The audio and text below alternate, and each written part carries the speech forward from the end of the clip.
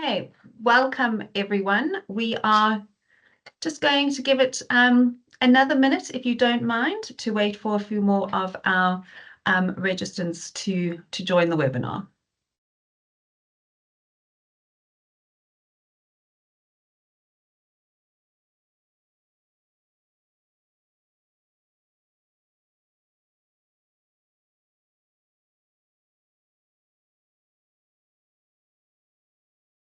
Okay. I think let's kick off. Right, so welcome everyone to inQuba's webinar on Mastering Customer Journey Management with Dr. Graham Hill and Trent Rossini of inQuba. My name is Lisa and I head up Global Demand Gen and Marketing at inQuba, and I'll be your MC for today's session.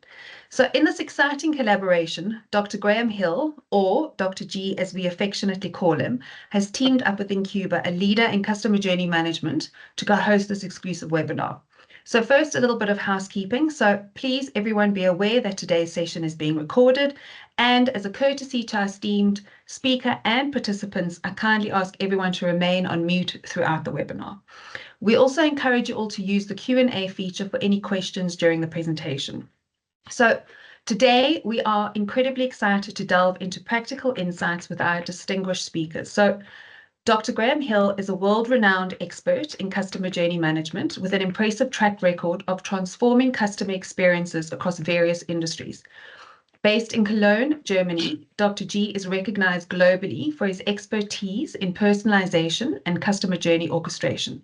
He brings over 30 years of experience in managing high-pressure, technology-driven business transformation projects, working with some of the world's most respected and lauded companies. Trent Rossini, our very own co-founder and managing director of inQuba, has played a pivotal role in shaping our approach to customer journey management. With a background as the former COO of Discovery Health and COO of Pru Health, Trent brings extensive technical knowledge and industry experience, driving innovative strategies that enhance customer experiences. So following Dr. G's and Trent's insightful presentations, we'll have a dynamic Q&A session where you can unmute yourselves and ask questions directly. So we ask you to please prepare your questions and be ready to engage. Let's give a warm welcome to Dr. G and Trent, and let's get started on this journey to mastering customer journey management. Over to you, gents.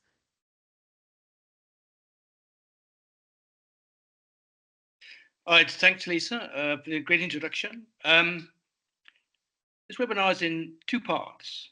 The first part looks at journey orchestration fundamentals.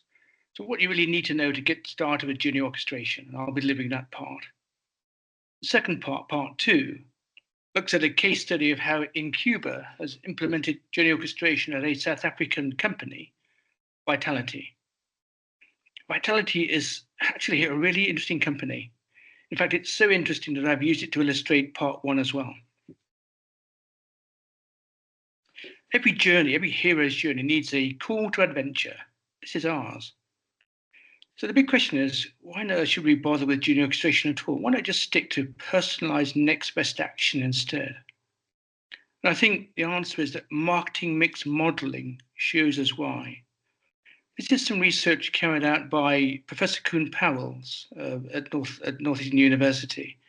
He looked at a year's worth of sales data over 5 categories at a big digital retailer whose name we can't mention today. And what we find out is that it shows that personalized communications with customers so that they help them get their jobs done while they are doing them is 44 times better. Let me say that again. 44 times better at driving sales than just communicating at customers, and 9 times better than retargeting them. You can see on the picture in the middle, they're 44 times more effective, and the magic word, ka-ching. That's the sound of the cash register ringing up with another sale. So what I've done today is trying to illustrate this journey, this hero's journey, is to pull together 7 simple heuristics, rules of thumb, to provide a simple foundation for journey orchestration. So let's look at rule number 1.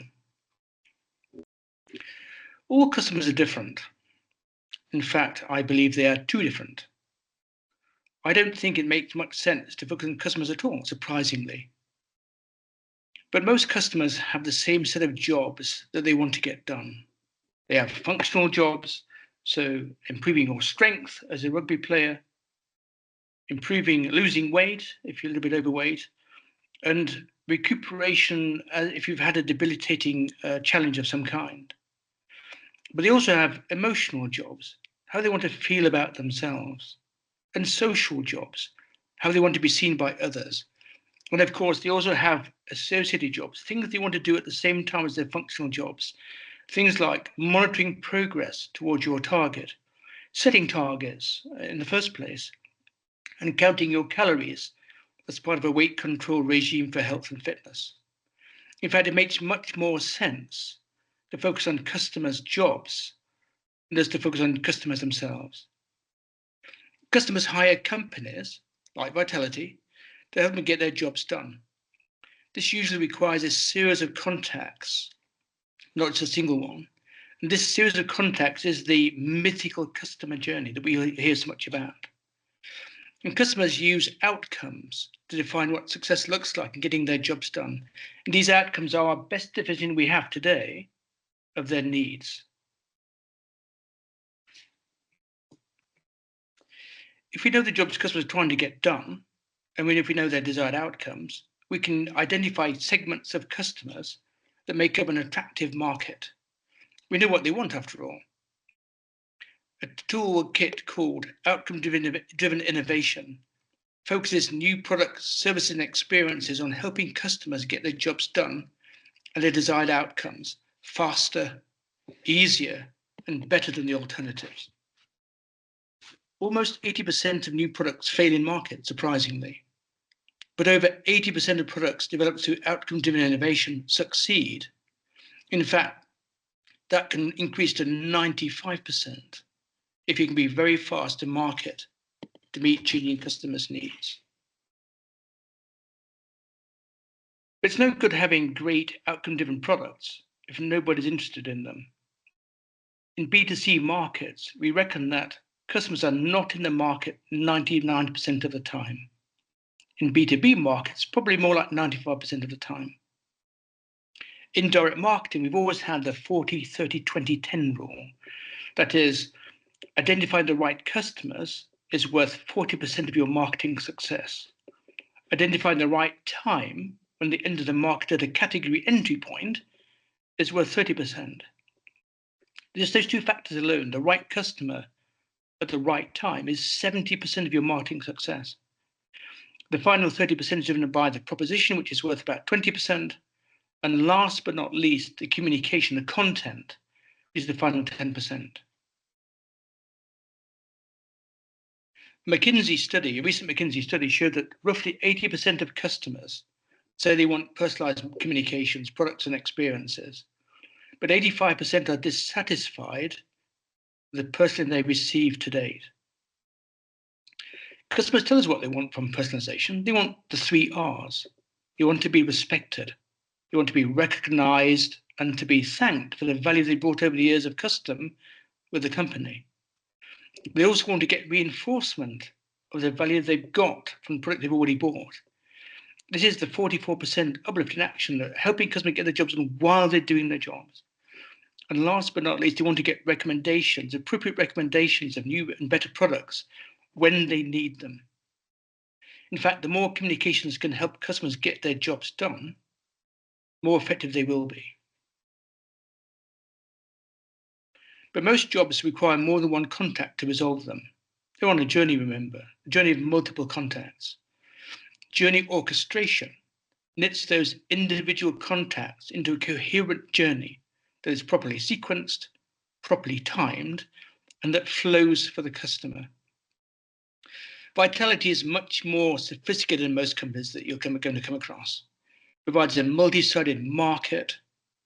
That means lots of suppliers and to meet the needs of their millions of customers over its Vitality platform. And it's gamified the journey for maximum effect. If you look on the picture, you can see they help you to know your health. They help you to improve your health, and they help you to get rewarded for becoming more healthy. This is advanced journey orchestration. And Trent will describe a bit more detail in part 2. Only the customer can decide what is valuable and what is not. We know that customers assess the quality of the journey using Daniel Kahneman's peak trend end rule. Look at the peak emotional contact in the journey. Look at whether the contacts in the journey are getting better or worse. And in particular, they look at the ending of the journey.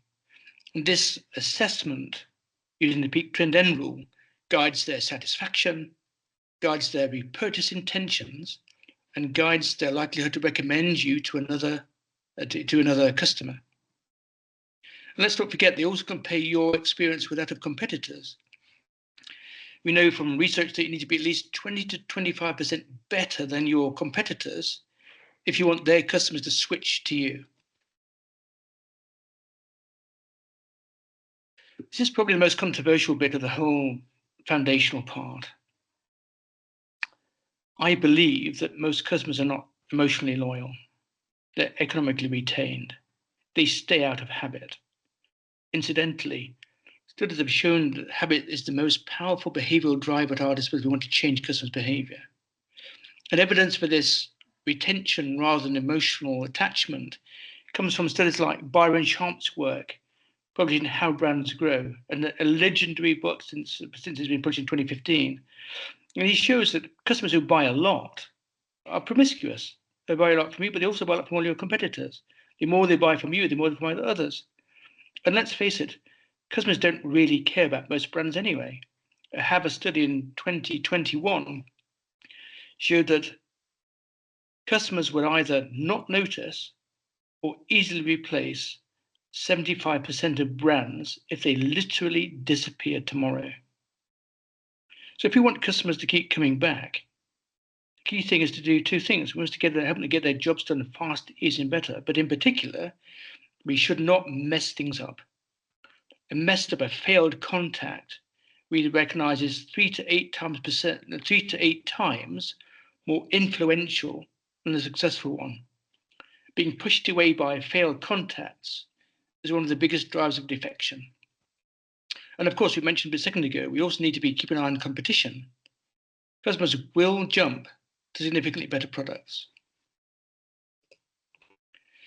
I hope this has given you an insight into the journey orchestration fundamentals. They're all backed up by extensive marketing theory and over 30 years of hands-on practice. And I've only just begun to hint at the sophistication of journey orchestration at Vitality. As we heard a second ago, inQuba CEO Trent Bassini will now provide you with more details of how inQuba implemented journey orchestration at Vitality. Over to you, Trent.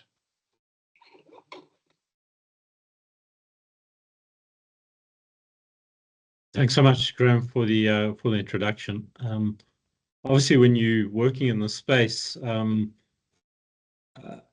we get very excited when we have the opportunity to work with like-minded individuals, and particularly with someone that has the level of background and experience that Dr. Graham Hill brings. So we were very excited about this opportunity to be able to collaborate.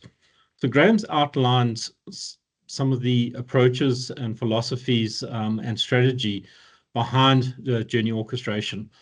What I'd like to do is I'd like to build on what he spoke about and show you the execution of that in the context of some of the work that we've done at Discovery Vitality. But before I do that, I just want to start off by giving you an overview of our overall approach in support of the 7 rules that Graham put up.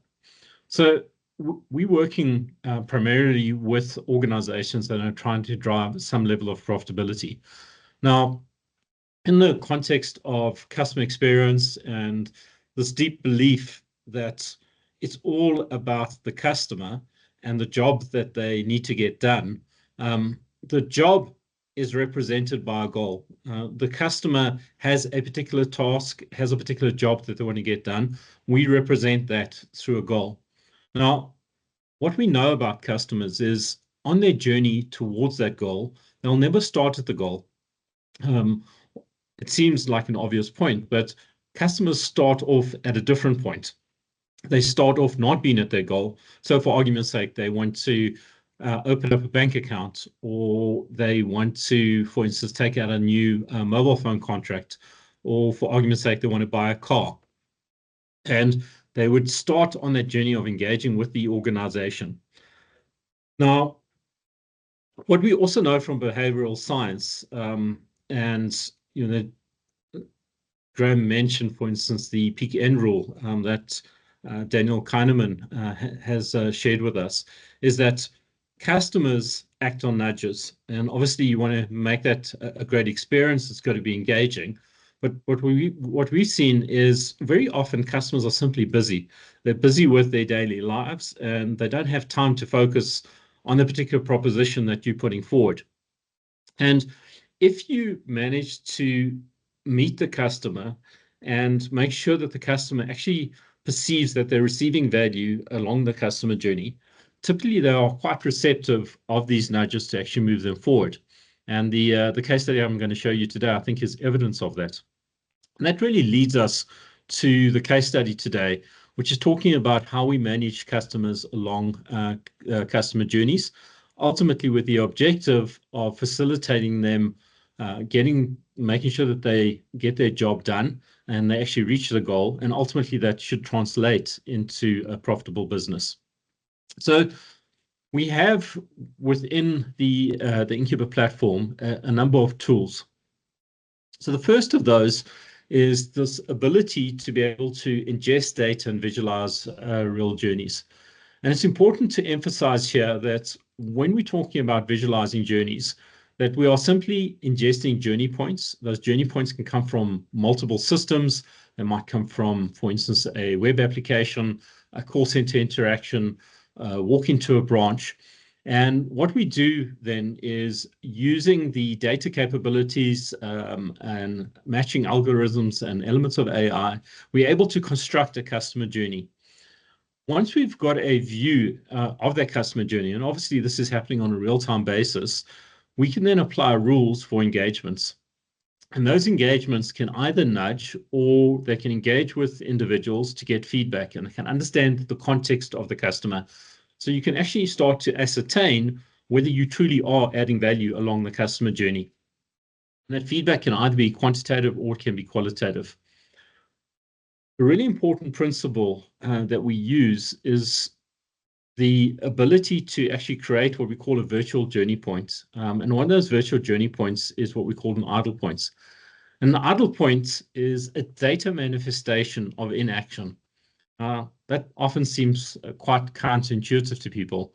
Why on earth would you want to have a situation where you have the manifestation of inaction? But it turns out that that's probably one of the most valuable things that you can do on a customer journey, because it allows you to then have a data representation on which you can apply rules to actually nudge customers forward. I'll talk a little bit more about that later on. Now, within our customer journey, we've got quite a number of important concepts, and they match back to some of the themes that Graham spoke about. Every journey has a start point. It can have one or many start points. So we need to know that the customer actually has embarked on a particular journey. Journeys in our context are focused on a job to be done. So the job might be, I want to submit a claim. I want to, for instance, fund a property. I want to start a new mobile phone contract. And then we've got a whole lot of neutral points. Those are points that you would progress through.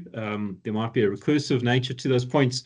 My points just go in circles, not typically a good thing. I might drop off. We want to know that that's happened. But most importantly, really what the objective here is to get to customers, get them to the point of reaching the goal. So we are able to take any of the journey points that we're ingesting from these many different systems, and we're able to give them some metadata to know how they fit into the journey.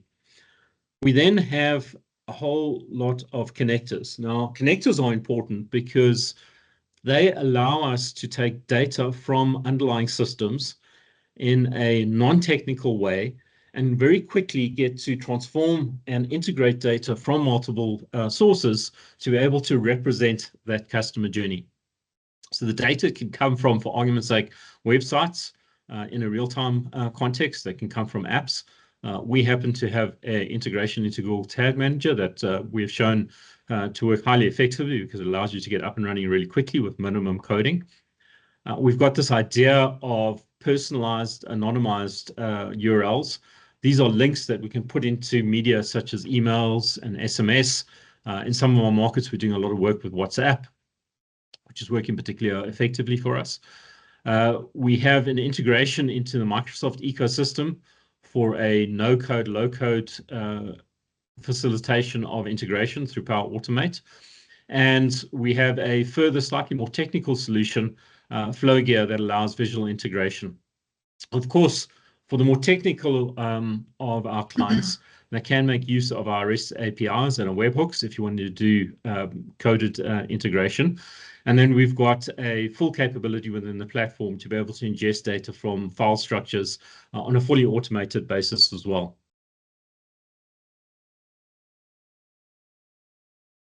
Now, as the data comes into the platform, we've got multiple representations of individuals across different channels, and we have to unify that data. Now, I'm not going to spend time going through the algorithms that match that data, but I do want to just leave you with the comfort that we're able to match diverse data sets, bring them together, and represent a customer journey. And that allows us to build those journeys and visualize them in the way that I showed you earlier. Now, why do we do all of this? It's all about making sure that we can orchestrate. As Graham pointed out, journeys happen over time, and time is a really important dimension. The other really important dimension of what we're able to do is understand the emotional state of customers. And we do that by interacting with them, asking them questions. Those can be structured questions based on rating scales, or alternatively, we use the NLP processing within our platform to process unstructured data.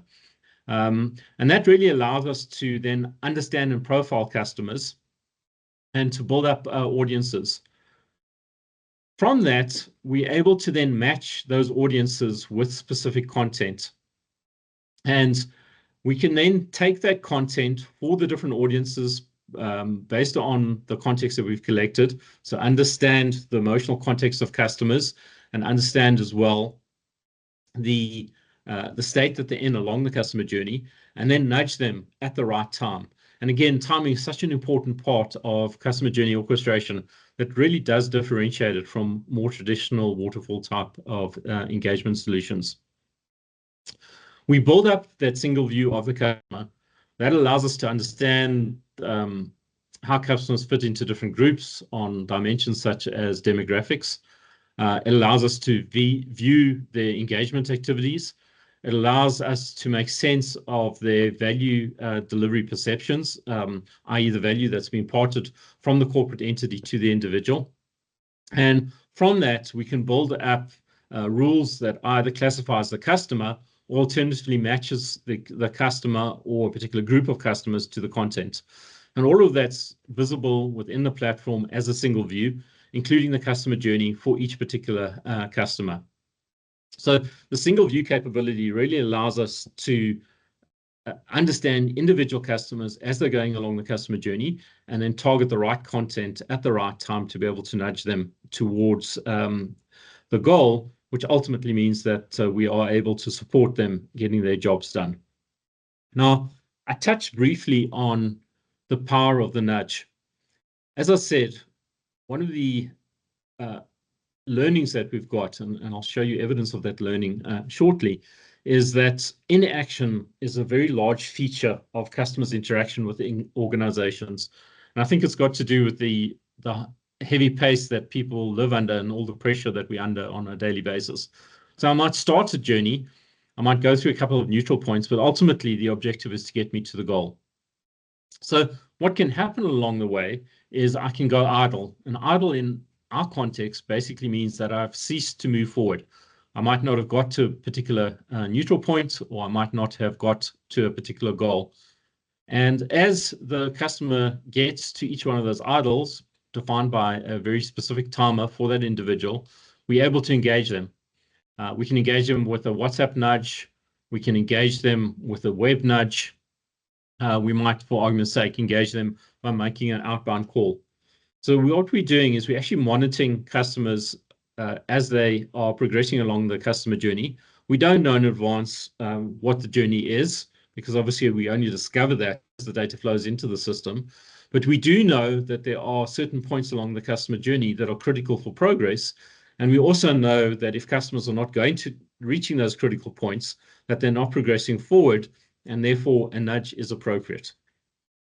So that hopefully gives you some context of the tool set that we use to actually execute against.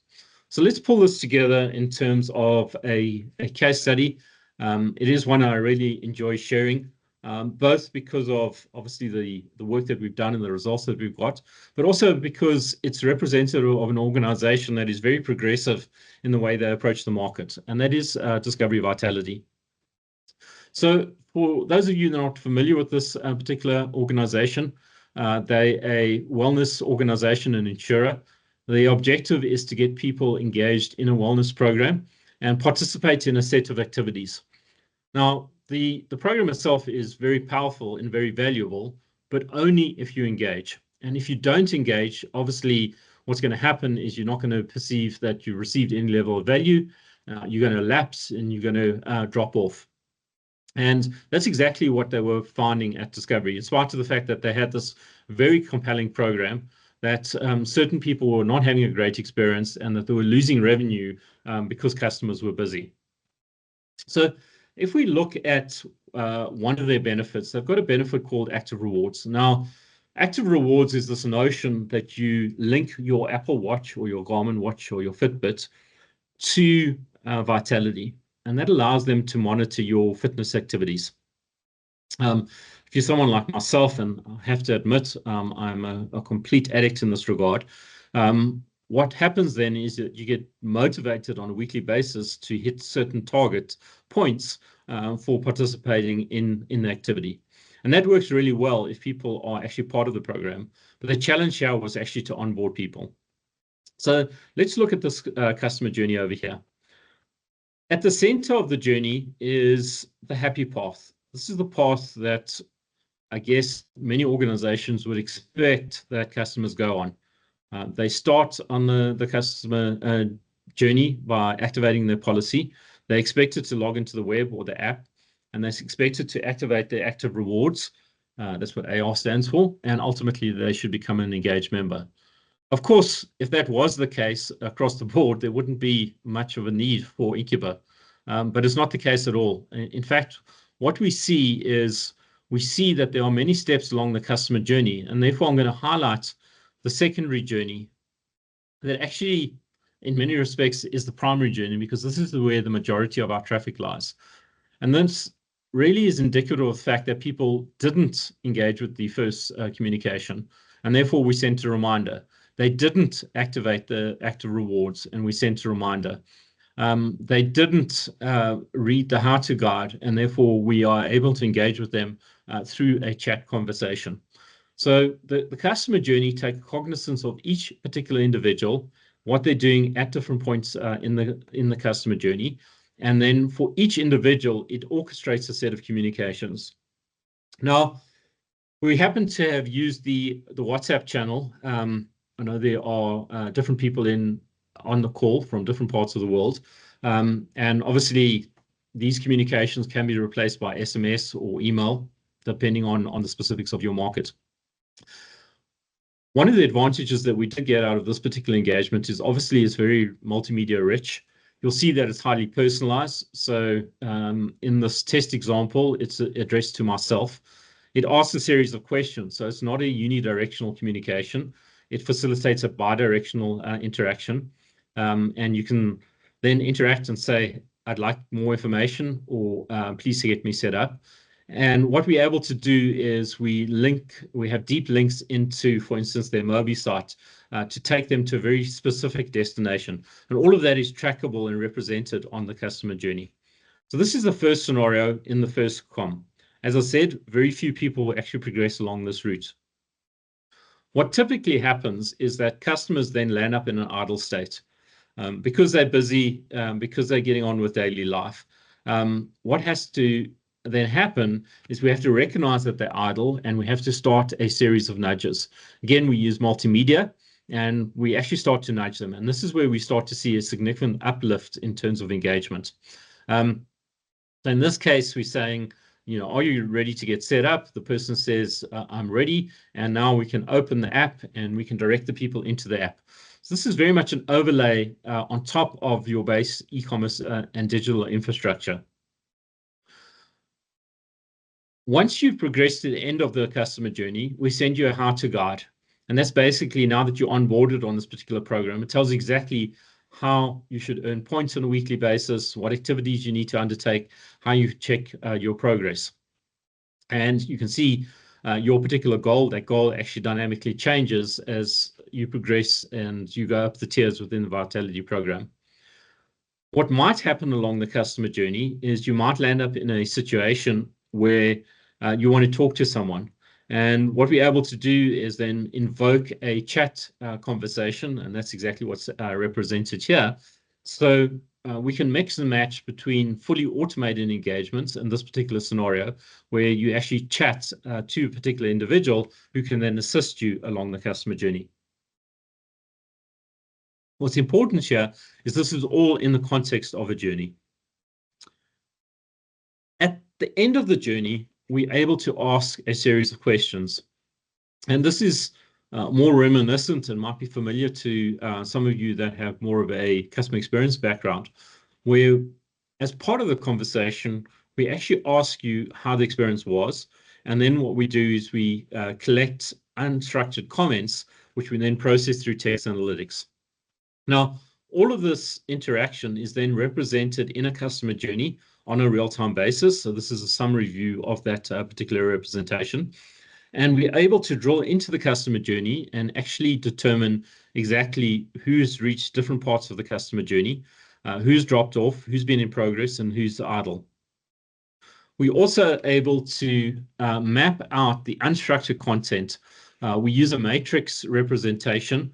So what's represented in these diagrams is the average score. This is a sentiment score using text analytics and obviously using AI to do that. And then a percentage of comments. And the key point I want to highlight in these two particular graphs is the difference between those people that achieved the goal and those that dropped off. In many respects, our view is that that's fundamentally what's missing from traditional CX programs. They don't allow you to compare and contrast between success and failure on a customer journey. So really to understand those customers that are getting to the point of getting their jobs done and those that are failing in getting their jobs done. And understanding that difference is key to driving improvement. We also then are able to summarize and report engagement along the customer journey. We're able to allow you to explore how customers engaged along the customer journey. And what we're able to do is actually map out the various paths. So if we take the various paths and we represent that in a distribution, the distribution on the horizontal axis represents the unique paths. In this particular scenario, we had 3,842 unique paths for 7,774 people that reached the goals. And why does this matter? It matters because it shows the extreme level of personalization. While it is true to say on average, 1 in 2 people has a unique journey, clearly what that is hiding is the distribution, and this graph shows what that distribution is. So obviously there's over 1,000 people that have a primary journey, and then we have a very long tail of interaction. In terms of the business impact, we're not unfortunately at liberty to share the specifics, in part, to be honest, because Discovery Vitality have found this program to be so successful that they don't want us to share the specifics. What I can tell you is that there's been a very significant increase of engagement, and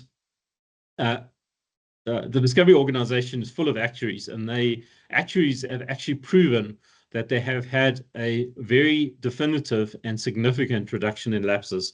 There's no doubt whatsoever that there is a definitive business outcome from this.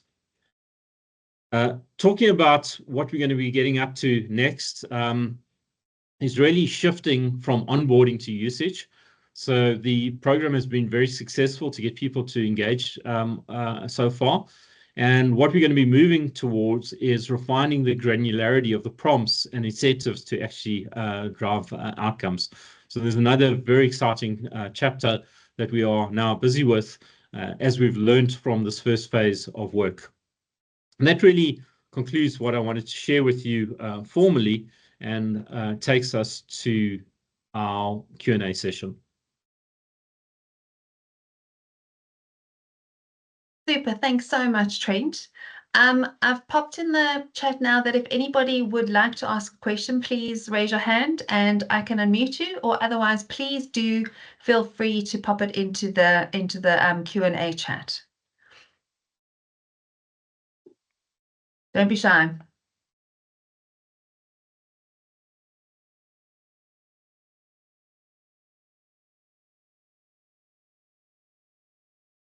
Okay, Ian.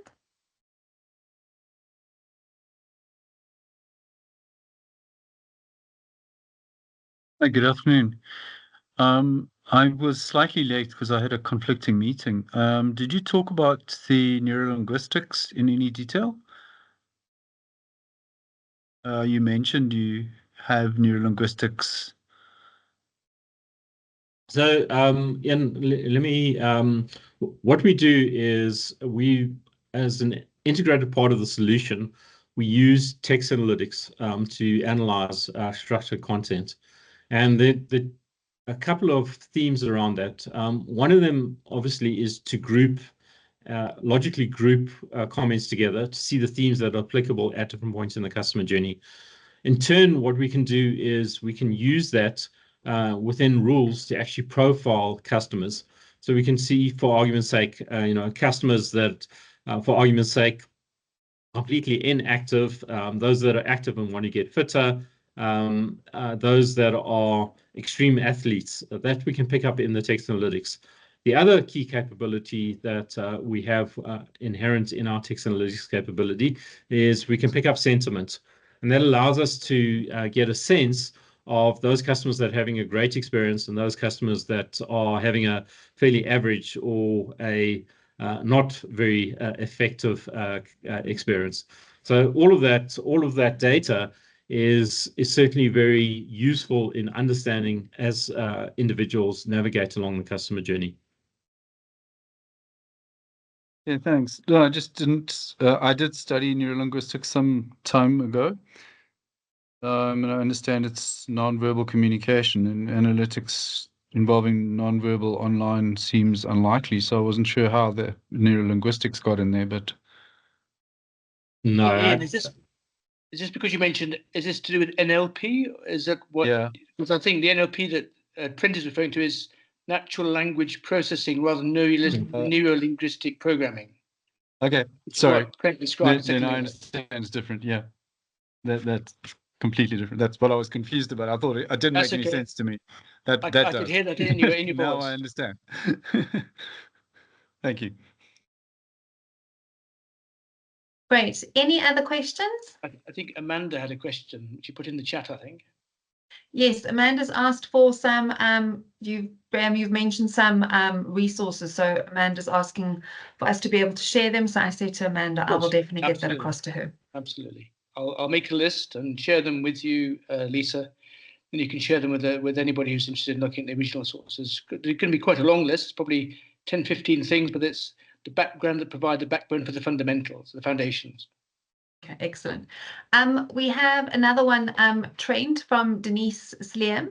Are you able to build a pattern of predictive jobs to be done off the back of these analytics? So can we get better at anticipating the customer's jobs to be done? Mostly what we are focused on is looking at obvious jobs to get done. We focus more on understanding the obstacles to the completion of the job. Now, in the confusion of NLP, and fortunately Graham clarified that it's natural language processing, that natural language processing can be very useful in discovering themes from customers. But it is important to have some sense of what goal is of the customer along the customer journey. We then use the data that's flowing into the platform, coupled with the unstructured text analytics or natural language processing that we do, to look at the specifics within a customer journey. Again, I think it's sort of a throw everything at the wall and see what sticks approach typically hasn't worked particularly well because you don't have a context to really understand where customers are progressing. So we're not really using the solution to, for instance, discover broad needs of customers. Typically what we're trying to do is we're facilitating the achievement of jobs to be done in a fairly well-defined context. Can I just add to that? I think there's a couple of things to come out of that. One of those is before you start designing your journeys, remember, customers have got jobs to be done and they hire companies to have those contacts in the journey to get those jobs done. So the more you can understand what your customers are trying to get done and the journeys they go on and how they measure success before you start defining journeys as a company, the more successfully you're going to be at purposefully helping them get their jobs done faster, easier, and better. But there's another point as well, which I think which Trent referred to, which is if I'm gathering lots of information about customers and the journeys they go on, enabled by the technology and by other things as well, like NPS scores and verbatims and what have you, I can easily mine that data afterwards to validate and clarify the customer's jobs and how well they're being served. So not to do with this, I worked with an airline in the past. We looked at 40,000 verbatims and plucked out the key jobs that customers are trying to get done and the touch points where they're being done, which were then used to improve how services carried out. With a tool like inQuba, this is far easier to do as an analytical exercise than it is by the hardware that I used originally. So it's a two-part thing. Analyze before you design, and then check, validate, and improve once you're actually in progress with your implemented technology. Lovely. Thank you, David. Thank you, Graham. I have a question from David. Trent, do you track what triggers the start of a journey to find trends and be more targeted when it happens? So typically in our world, remember that the first part of a life cycle of a customer is demand generation, onboarding, and then purchasing and then onboarding. So often what we'll do is we'll tie into the demand generation. Now, demand generation can come from a variety of different sources. Mostly these days in the digital context, that's coming from advertising that you're running, for argument's sake, through Google Ads or your social networks. Well, alternatively, what you're doing is it's coming from lead lists. So those all serve as a starting point to actually understand the first journey. In many respects, the start of a particular journey is often the conclusion of the previous journey.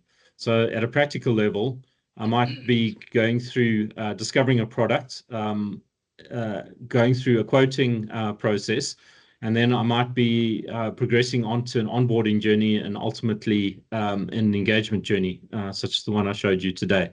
So very often, as I say, the end of a previous journey becomes the start of the next journey, and that gives us some cue as to customers that are now ready to be nudged along the customer journey. Excellent. Thank you, Trent. Graham? There's an important point. So over the last 4 or 5 years, since Byron Shop and Jenny Maniuk published How Brands Grow 1 and 2, there's been an acceptance among most professional marketers that customers enter journeys at category entry points where they think about starting a journey where your job as a brand is to have high mental availability, be in their head when they're thinking about that particular starting a journey. So, as Trent pointed out, we can do that through brand marketing, so that when you come to a point where you think about taking up a fitness product, that vitality is already heavily in your mind, high mental availability. But once you've started, as Trent also pointed out, then having a great experience and helping customers get their jobs done, and through engagement communications, all those things Trent showed, all those nudges or engagement communications, are two other ways you can build high mental availability. So when I come to a certain point, that it's natural that I continue with vitality, rather than thinking about other alternatives and other better alternatives. The higher the mental availability at category entry points, the higher likely we're going to purchase. So inQuba helps you do those things as well. Thank you, Dr. G. I have one more question from Greg. So Trent and Dr. G, comparing drop-offs to goal achievement, I noticed that experiential value tends to be the highest percent of comments, yet not the highest score. Any thoughts on why? I'll give you a slightly different perspective. I think often what we're trying to do is we're trying to do a compare and contrast. So what we're trying to do is to see the relativities. So for argument's sake, I'll just go to another case study that maybe illustrates this more succinctly. We've got a banking client, and the focus of the banking client is basically to progress people to both fund their accounts and do a salary switch. And the themes that came up for that particular client were quite different for people that reached the goal and those that didn't. And they're intuitively obvious, to be honest. So for customers that were achieving the goal, most of what they were talking about were the themes of the app and ease of the customer experience and interacting with the website and the download speed. And yet, for those people that were not progressing, the primary theme that we were talking about was affordability and income, and in fact, quite a few people mentioning that they'd lost their job. It kind of begs the question as to why they opened a bank account in the first place, but nonetheless, that was the reality. So what we like to do is compare and contrast. I think the specifics of what I showed in the slide are for a very sort of unique situation. And typically, what we see results that reflect the context of whatever you're trying to examine. And as I said, what we're really trying to do is to understand the difference between people that are reaching the goal and those people that are dropping off. And that obviously then gives us basically insight as to what needs to be improved. So in the banking example that I spoke about earlier, the two obvious points is, even though we had a high percentage of people reaching the goal, if we wanted to do even better, we had to improve the app onboarding experience. And then for those people that didn't fund, obviously, we had to work with them from an affordability and a revenue point of view. And I think that's matched very clearly with what we know from the foundational element side of it, picture as well. So basic stuff, customers have jobs to be done. They embark on journeys, they hire interactions with other companies to get those journeys done faster, easier, better, and they have desired outcomes that they usually measure success. Most of those, but not all of them, will come at the end of the journey. When I get to right to the end, when I get what I want to get done. But some of them will be evident during the journey itself. So if I'm having an interaction, 1 of 10, to get to my end point, and that interaction doesn't allow me to get what I want done, the process is too onerous. I can't say I'm going to get my outcome I'm looking for. I'm not being treated very well as a person. That's really important. That's the emotional element. And I don't have enough information to make progress. That all reflects on the quality of the experience on the journey. It might drive people to stop and pause, say, don't need any more information, to abandon the journey completely, or worst case, of course, to go and talk to a competitor who might offer an easy journey. So we need to make sure we're monitoring how well we're doing in journey, as well as monitoring how well we do at the end of the journey, the outcome that we finally get. And I think that's shown in the plot that Ben showed earlier, where the experience was important in both, but the biggest factors in terms of scoring were the customer get what they want in the successful journeys and brand and economics in the unsuccessful journeys in terms of primary factors. So the better we can provide help customers get their jobs done during those journeys, the more successful they're likely to be, the more likely they're going to buy. That's that 44 times uplift, the ka-ching moment that I mentioned in one of my earlier slides. Absolutely. Thank you both. Are there any further questions? I don't see any more in the chat. So I think what we will do is we will conclude our webinar. So thank you all so much for joining us today.